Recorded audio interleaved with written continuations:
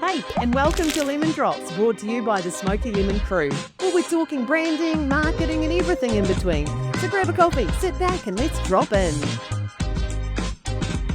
Welcome to our next instalment of Lemon Drops, and today's podcast is, I've got another very special guest with me, Liz Fry, who is the Enoughness coach, life coach, a lot of work through Taranaki Retreat, Liz. Absolutely, yeah. So I'm thrilled to have you on our podcast today because we've got something very exciting to talk about. So Liz is a published author. First book, got it in the line. yes, so we're going to talk about the book soon because it's an incredible book. I read it.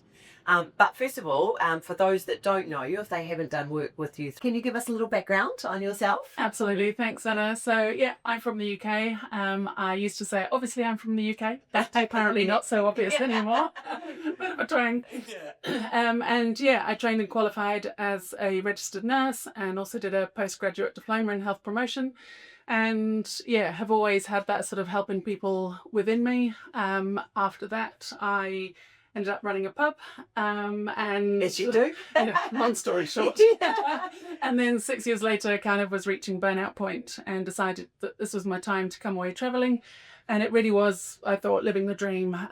Come away traveling, do life different, see the world.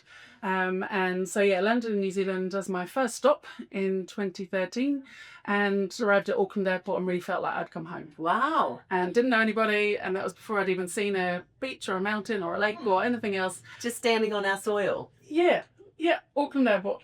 So yeah, and it was then that one thing led to another, and I ended up sort of pursuing a training and course in life coaching. Mm-hmm. Yeah, nutshell version. Okay.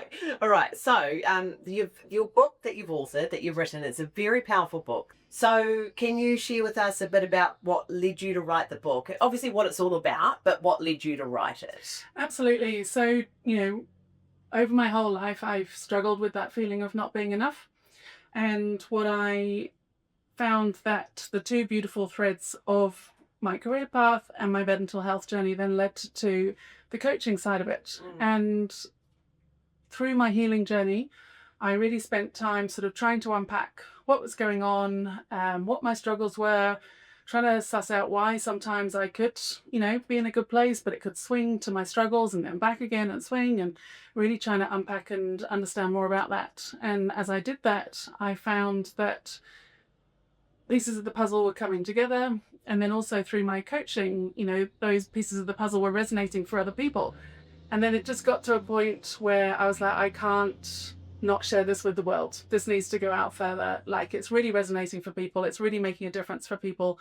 And yeah, I wanted that message to go wider. And I've always felt that I had a book inside of me. When I was younger, I thought it was going to be about a family of snails. But as I sort of, was well into my journey, I was like, wow, what if my story, I could help other people? And so I didn't think that the book inside of me would be about my struggles, but here it is. But that's what just come out. Yeah. That's why I think was some of the reason why it took so much to get over the line, because I'm still on my journey. It's an ongoing healing journey, Of course. and so it was just like, there was the publisher was so patient because there was constantly like evolving and I want to include this, and I've just made that connection, and now how about this? And then when I started to think potentially about another book, then it was just like, right, it's got to the point where it needs to be out there now. So put the pen down. Yeah, if it needs to be a second edition, it could be a second edition, it can be a second book, but it got to a place where I was like, it's got to go. It's got to go. So where can people get hold of your book? So the best place online is enoughnessproject.com. Okay. Yeah, that's the most simple place. Awesome. And there's links through that to order it anywhere in the world. Brilliant. I thought we'd get that in there now, before, in case you didn't watch to the end of the podcast. Absolutely. Yeah. Okay. So you've mentioned the book. One of the many struggles people face is not feeling enough. And so could you explain a little bit about why? Do you think everyone feels that in a little way? In a little way, in a big way at different times. Yeah. I'd say so. And the feeling of not being enough is called shame. Mm-hmm. And I have to take a big deep breath because nobody likes talking about shame. Right. Come on, let's do one together. Ready? Belly breath. There you go. Yeah. And yeah, nobody likes talking about it. And that's why shame thrives, because we want to avoid it. We want to escape from it. It can be thick and dark and grey and heavy, and it's just yuck. And we all have it. There's a thing called healthy shame, and that's meant to be a warning sign to let us know when we stepped outside of community, safe places, friendships, relationships, and take some steps to get back. But what we're talking about today and what the book talks about is toxic shame, and that's what takes us actually further and further away from our safety, from those feelings of belonging, togetherness, connection. And those feelings of toxic shame can come from childhood pains, traumas, not being invited to a party when we were 6, not making the cricket team, failing the driving test 7 times, feelings of being, not enough, wrong, failure, useless, Yes. not pretty enough, not smart enough, potentially comparing to another sibling or not to a friend. Yeah. There's so much. There is a lot, Yeah. isn't there? When Yeah. you think about it, it's in front of us all the time. All the time. Yeah. And because you mentioned in your book about the gremlins, and Yes. that's the word you use for those I'm not enough voices. Yeah. Yeah. Can be inner critic, gremlins, whatever resonates. And people's gremlins are different. Yeah. People will have their own sort of either image of them or ways of describing them. Yeah. That's what resonated for me. And how does it show up in our lives? So many ways. Any times that we sabotage, that we feel we're not good enough, we don't go for that promotion, we don't feel we're worthy of good health. It can show up in sort of settling for relationships that aren't healthy or kind or wholesome to us. It can show up in some of our behaviours, actions, ways of reacting. We might fly off the handle, or we might shut down, or some of those addictions. It can all play a part in that. Like, it's huge. Are we aware when it's showing up in our lives? Not until we've got some understanding of it. Reflected back. Because what happens with shame is that not necessarily reflected back, but just understanding what's going on for us. And I think that's what the real struggle was for me, was like I just didn't know what was going on. And I talk about in the book, like one time when I was journaling, I sort of did a doubles page spread of all the sort of bits of the puzzle that I could see were playing out. Didn't realise it was shame at the time, but I started getting some clues, and I'm like, what's going on with this? I know that I'm a good person and I'm a decent human being and all the rest of it. Why am I showing up like this in some other situations? And some of it would be potentially passive aggressive. Others, has been, sort of addictions or band-aids in the past, or shutting down, or people pleasing, or trying to fix things. And it's just like, right, there must be something going on, because that's not who I was put on the planet. That's right. Yeah, exactly. Yeah. And I think also with shame is that it can become so embedded, and we actually think that that's who we are, and it's just like, no, actually it's a far cry from who we were put on the planet to be. Because the shame voice is louder than the you're not voice. Yeah, absolutely. To begin with, the gremlins can, absolutely be the loudest for sure. And part of the journey, and again, what I focus on in the book, is really building up the volume and the frequency that we hear our internal cheerleaders, so that they are ready to come in and ready to be supportive and ready to be encouraging and be those voices that we need to hear to be able to take the steps that we want to take. I guess in some ways, and from personal, speaking for myself and my own heart space, it's easier to listen to the gremlins and the cheerleaders though, isn't it? We're wired to listen to the gremlins because they're dangerous. And we're wired to spot danger. And so, it's far more important. And going back to caveman days, it was far more important for caveman to spot the saber-toothed tiger than to watch the sunset. And our amygdala, that part of our brain, hasn't evolved to understand the difference between the saber-toothed tiger or a message that's been read and not replied to. Yes. Or that message of, the boss wants to see you in the office. Yes. The same reactions are still going to apply. So, it really does take some retraining and some new pathways to start listening to the cheerleaders a bit more. Because sometimes, like, you know, as an example, you might have a day at work, right? And so much went right. You know, you landed this deal and you got through that job, Yeah. but then one thing went wrong, and that's the only thing you will churn over. Not all the good bits, Nope. just the one thing. 100%. And yeah, I use an example in the book where I ran a workshop and I did feedback forms at the end, and it was beautiful, and I got 8s and 9s and 10s, and I got 1 4. Yeah, and that's what stayed with you? Yeah. Yeah. What did I focus on for the rest of the evening? Why did I get a 4? Yeah. You know, totally irrespective of the other 34 Yes. that, gave some great feedback and some kind words. Because to me and to my nervous system, that 4 felt like rejection and felt not safe. And then it's like, oh, need to focus on that. That's right. What's going on? Yeah. We're so cruel to ourselves, aren't we? Yeah. Liz, there's one thing that you talk about in your book, and there's a lot of things that you talk about in your book, but one thing that stuck with me was imposter syndrome. I feel like sometimes I suffer from that myself, especially with having to have a change of careers and things. But what are some tools for overcoming that? So I'm so glad you brought up imposter syndrome, because imposter syndrome seems to be a more acceptable way of talking about shame. Yes. It seems to be okay. It almost seems to be trendy in business or in parenting, but it's still shame, and it's still that feeling of not being enough. And so everything that I talk about in the book in terms of looking after our nervous system and the tools for dealing with that feeling of not being enough, and dealing with and healing that feeling of toxic shame, absolutely is what we need for imposter syndrome too. And when we can take steps outside of our comfort zone and find safe ways to start speaking up and to start being courageous, then that can really make a difference. And then that starts providing evidence for our cheerleaders that we're safe, that we're taking steps, that we're moving forward.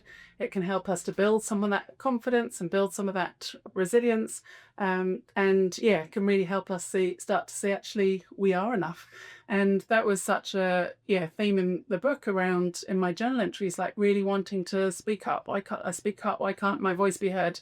And part of that is because part of our brain goes offline when we're triggered, and part of that is our Broca area, which we use for speech and language and communication. And then also it's like that fear of rejection. It's that fear of, what if I say the wrong thing?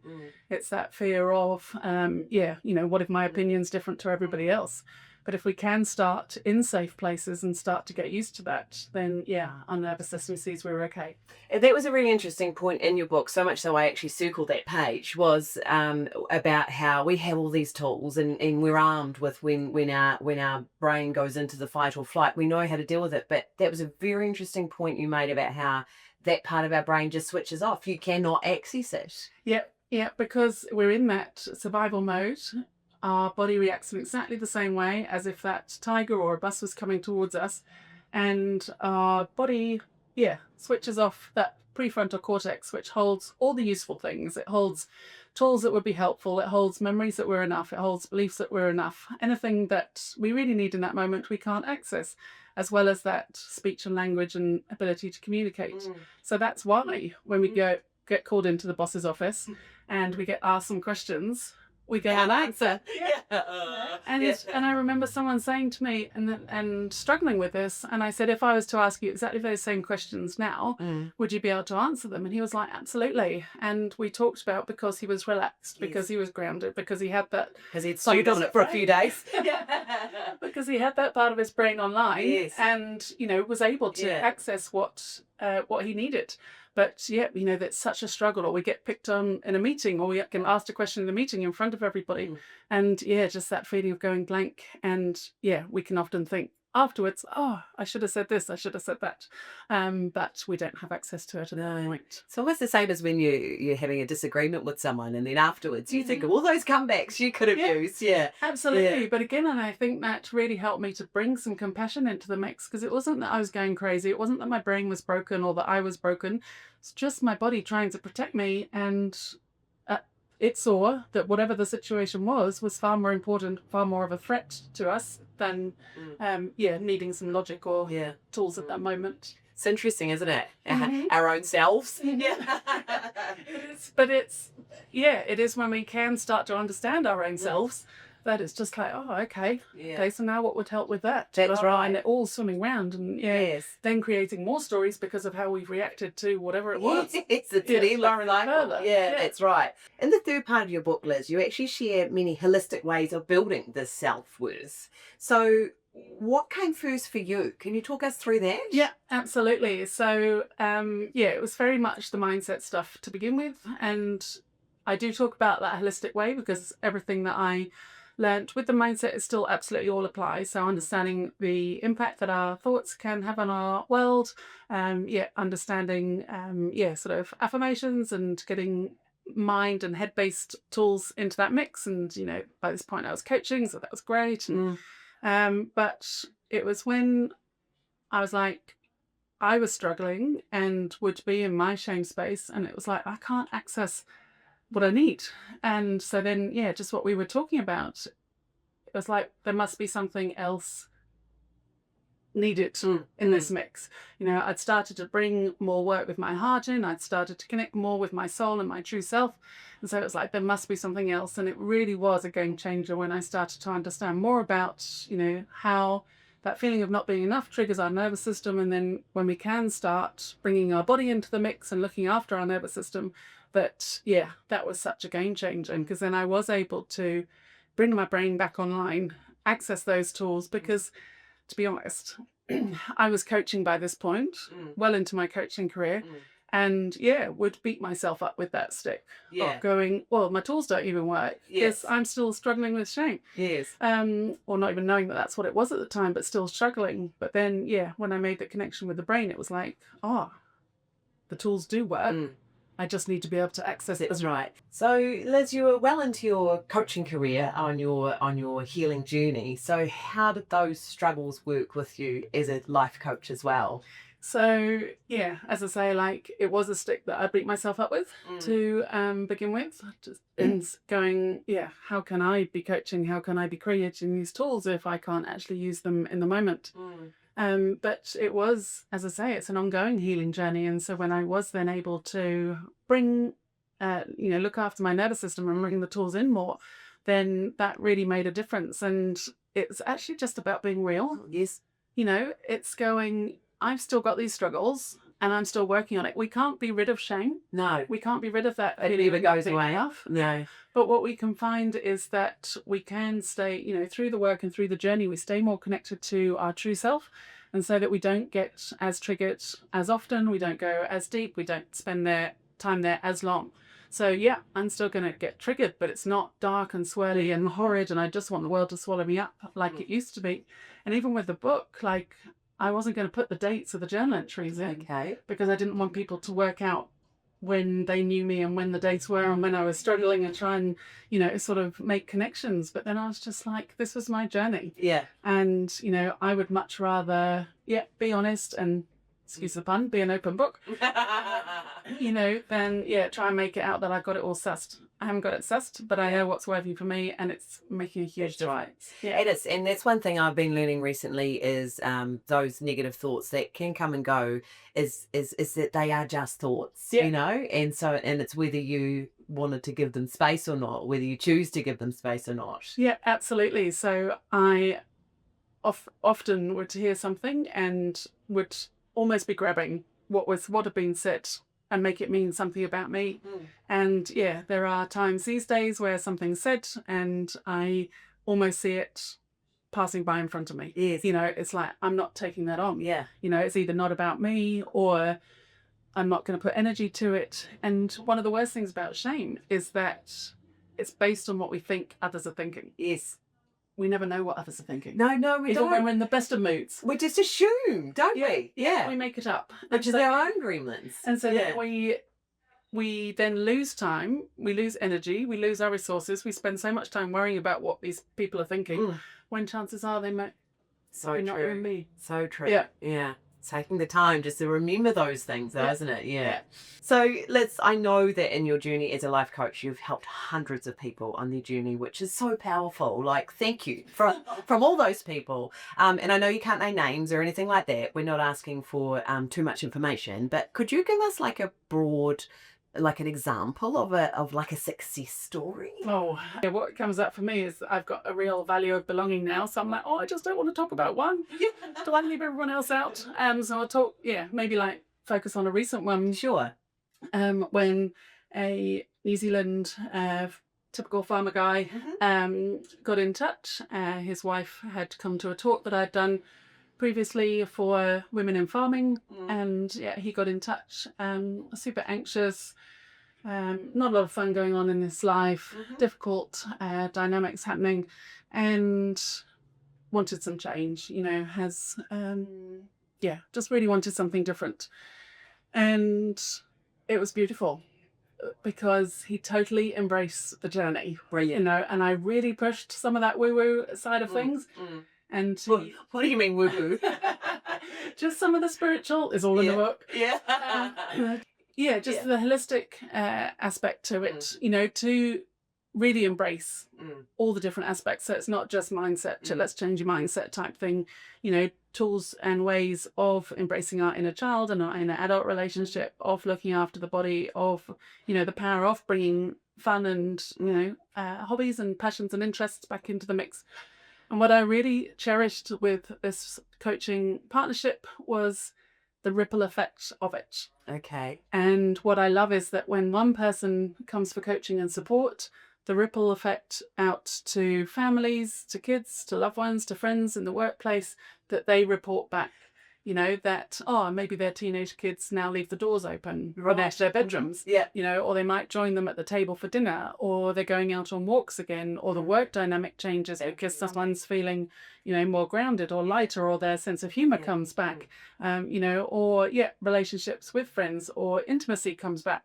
Like, the ripple effect, and when people start sharing stories of that, I'm like, yes, that's great, because you helped one person, which then in turn helped their whole people, all their people. Absolutely. And often we don't know ourselves the difference that the ripple's making. Just, we're always going to be emitting energy. Sometimes it's not great, and sometimes it's beautiful. And so, just from our energy being different, feeling more confident, feeling more relaxed, feeling progress, having more fun, having more stories to tell, can really make a difference. And I guess when people employ your services, for want of a better word, ask you to help coach them a little bit, then they are ready, right? They've come to that point of needing to ask for that help and being a sponge and soaking in what you're saying. Yeah, absolutely. And some people are really wanting big changes, and other people are like, well, my life's kind of like at 5s and 4s and 6s out of 10. It's like not that bad, but actually I want it a bit more. And that's when I'm like, great, let's make it happen before it reaches the 2s and the 3s and the 4s. Yes, exactly. Good point.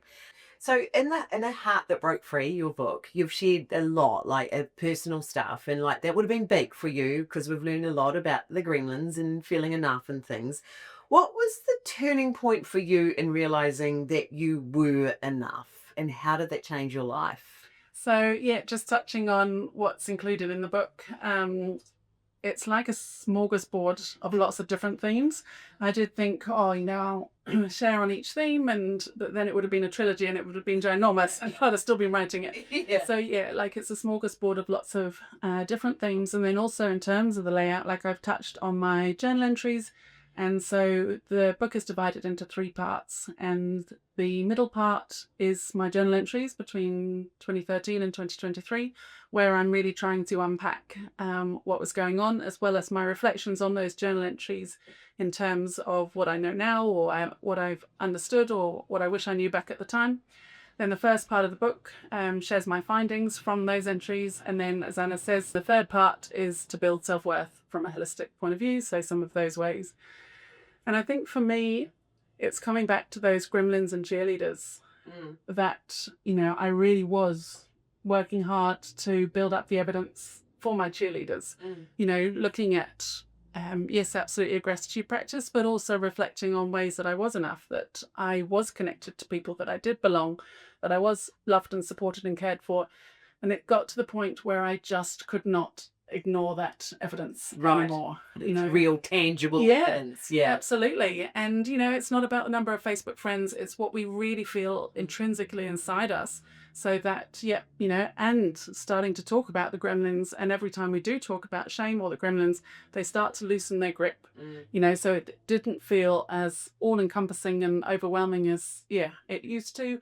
And it was just like, actually, you know what? I am enough. I am enough. I am I'm enough. listening to It the even cheerleaders. says it on your bracelet. It Yeah.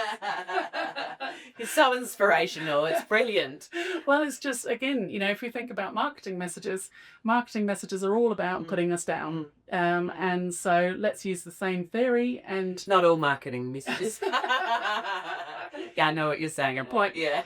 but yeah, so let's use the same theory. Let's give our subconscious something to really work with and absorb. And so I often have pictures up, wallpaper on our phone. I encourage people to have encouraging passwords. So let's absorb some of those kind of messages in that we're needing to hear. So that kind of sort of answers, like, personally what you do to remind yourself that you're enough is to validate that you are loved and you're wanted and you're valuable. And yeah, those absolutely. things.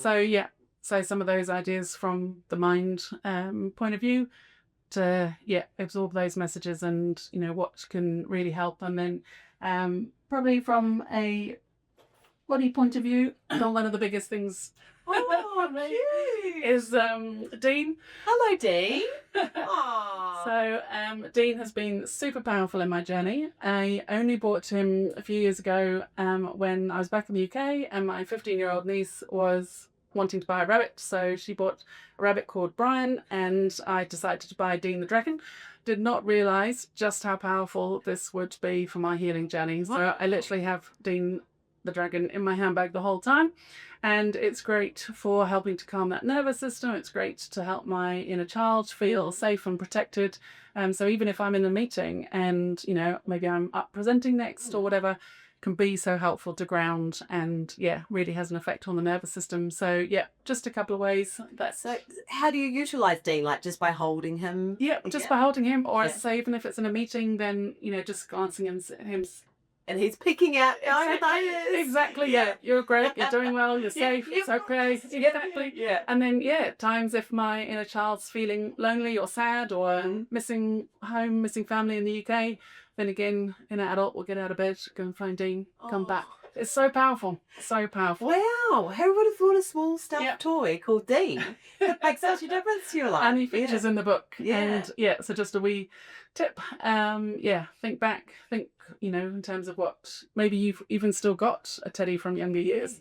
It can be a great one to bring back into the mix again, or even just if you don't want to have him in the handbag. It depends how big he is, I suppose. Have him by the bed, next in with that feeling of safety, that feeling of being enough, feeling protected. So powerful. And if you wanted to re-trigger yourself to happier thoughts, do you sometimes think of the time you bought him with your niece and things? And absolutely. Accessing sort of some of those memories, it can be really powerful. Great reminders of who we are, that we are enough as we are. It's not all about achievement. But just some of those times where we really felt connected to our authentic self, to our true self, where we felt really grounded, when we were in flow. It can be great reminders of those times. That's cool. So the whole time we've been doing this podcast, until you broke Dean out, you knew he was down there at your bed? 100%. Yeah. And often that's enough. You could pop him up there if you want to. Hello, little Dean. My love stuffed toys. You brought out my inner child now. Okay. Liz, it seems that our inner critic are always quick to tell us that we're not enough. We've talked about this in this episode. That our own critics are louder than anything else. So in that moment when those voices are screaming in our heads telling us we're not enough, which is often in a time where we need to feel enough, do you have any quick tips for quieting those voices? So this process does take time. If we think how many years we've had of these gremlins potentially running the show, and all that wiring, and that we're naturally wired to listen to the gremlins rather than cheerleaders. I'd love to say it was a quick fix and just understand this, and then you just do this, and then you won't hear the gremlins anymore. So it does take time. But when we actually understand things like the fact that we're not broken, we're not crazy, it's our body looking after us, it's our body trying to protect us, it's actually just survival mode. Our amygdala, our nervous system's involved as well, then it can actually bring some compassion in. And then we can almost see that we're looking in from the outside and we can see what's going on and see it for what it is. You know, so I'm like, oh, here we go. Like the gremlins are coming, you know, and actually to have a name for them. Yes. Whether it is gremlins, whether it's inner critic, whatever, you know, really sits well. A friend of mine calls them Basil, like isn't Basil faulty? Okay. Yeah. So we all have different names. Absolutely. Yeah. Yeah. So whatever works for you. So then, yeah, we can see that it's an entity as opposed to part of who we are, and really start putting start putting some space in between them and us. Sure, it's part of us and it's part of our story and part of our journey, but it's not our true self. That's not who we are. It's our false identity. It might be our masked identity, one of the many masks that we can consciously or subconsciously end up putting on. And be able to differentiate between that. But in those moments, really focus around the breath and some of that longer exhale. And I do talk about in the book, like some people roll their eyes when I talk about breathing because it's like, man, have you got anything else? And I do have something else. It can work. It's so simple, but it can work. Yeah, absolutely. But for some people it can either be triggering, or they can find that, you know, trying to, you know, focus on the breath is just not possible because, you know, maybe they really are in some of that deep fight mode or flight mode. And so, in the book I talk about different ways that can help in that moment. So maybe it's actually allowing yourself to have the tears. Maybe it's having a cold shower or paddling in the sea or something like that.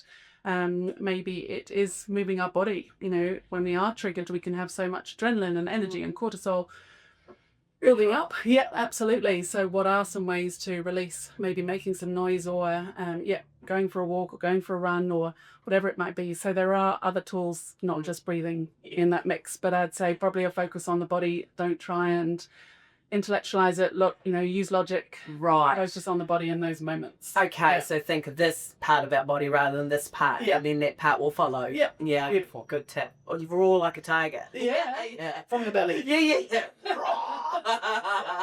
I've done it. So Liz, I guess, why should someone buy your book? Like, tell us why. Or I'll tell you why I think someone should buy Liz's book, is because it is such a powerful tool for those that are walking the journey, but also for those that might be supporting someone else walking the journey. And it does give you, like, it just helps your core to understand things a bit better. And so I highly recommend the book, not just because I'm podcasting with you, Liz, but like I said, I read it. I was circling things like 12 pages in, you know, and so that's why I think someone should buy the book. What do you think? Beautiful. And I love that point that you made around it can be for people to buy it to help understand maybe a loved one that's struggling, you know, a kid, someone at work. Because again, we get judged on those behaviors of when we're in our survival mode. You know, maybe it is some of that passive aggressive, or maybe it is a short fuse, or maybe, you know, we do shut down and then we get judged on that, or we judge ourselves. And so again, just understanding the theory of what's actually happening for that person that always seems to be angry. What's going on underneath? You know, there's got to be something making that. You know, what is that struggle? Is it a fear of failure? Is it, you know, a fear of rejection? Is it fear of being on their own again, feeling on the outside? You know, so then we can again start bringing compassion in, and just a quick note that it doesn't mean that the behaviors are okay, and doesn't mean that the behaviors are right. You know, we don't want to be lashing out to people. It doesn't make them okay, but we can start to understand, you know, what's actually going on for someone in those moments. Great. Okay. And as your job as an enoughness coach, talk us through if someone wanted to get you to help them, how would that look? How does that happen? I'm super passionate about creating something that works for the person. I'm not one size fits all, and you know, here's 8 weeks and bosh. I guess that's what we're doing each week, and then you'll be fixed or up. So it really looks different for different people. So it is really a conversation, and you know, it might be group work, it might be one-on-one, it might be a mixture of both, it might be different frequency of sessions. It might be shorter sessions, it might be longer sessions. Totally open to that conversation, because it's really around what works, what the person's got capacity for. There's no point in me bamboozling with a whole load of things if they don't have that. And also the magic is in between the sessions, you know, of doing the work and, you know, focusing on some of the different practices and some of the different tools, and yeah, you know, then coming back and connecting in with that during a session. Liz, just a couple of like quick questions for you now. What's one fun or quirky habit you have that helps you stay grounded? Clapping. Clapping? Want to give it a go? Yes. Okay, so it's really around, you know, what we talked about in terms of that sometimes everything builds up, whether it's stress or energy or adrenaline or cortisol. It really helps to shift it. Okay. So you just got to go for it. Okay, well, just like hard out clapping. Yeah, 10 seconds. We've no peek the mic out. Okay, ready? 1, 2, 3.